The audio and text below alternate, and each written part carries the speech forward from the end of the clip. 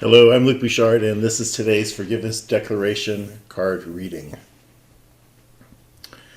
I forgive myself for believing that I am in charge. Okay, so let me see what I wrote about this declaration. I forgive myself for believing that I am in charge. Control is an illusion. As simple as that. The ego wants us to think we're in control. But the only thing we can control is whether we are loving or hating, accepting or resisting, or allowing or plowing. Peace only comes when the first options and never the latter ones. So, what do I want to say about this?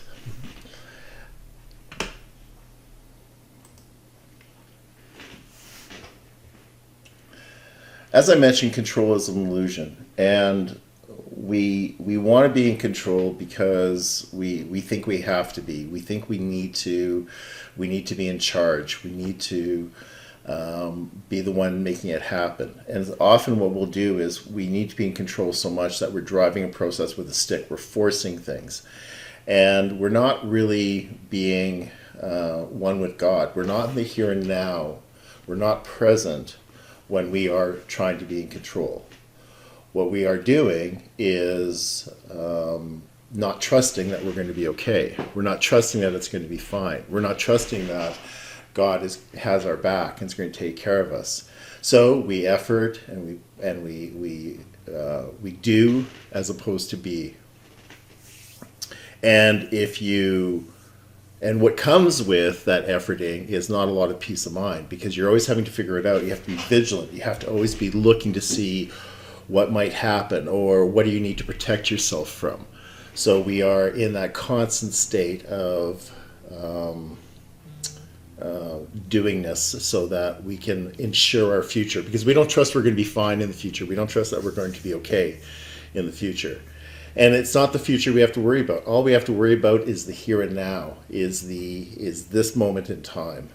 And so if you're in a lot of fear, if you feel that if people tell you micromanage or you always have to be in control, you might want to stop and look at that as to what are you avoiding when you're having to be in charge? What are you avoiding when you have to take control?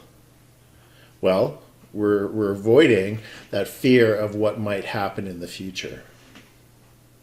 And the way to get out of that is to come into center, be still, and connect with God.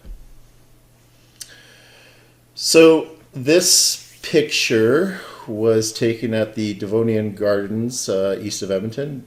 I think that's what it's called. It's the Botanical Center run by the University of Alberta. And or I think they have a partnership with it, I'm not really sure. It was a beautiful fall day. It was September, and I managed to capture this wasp flying away from this sunflower, and I just love this image. It's one of my favorites of the 78 in the deck. And who's in control here? The flower's on its side, and the wasp is flying upside down and going down if you turn this picture on its side. And the other thing I want to say with this is that the statement "allow, not plow." Somebody actually from the southern states who never seen a snow plow had said, "What plow? What do you mean plow? What is the plow?"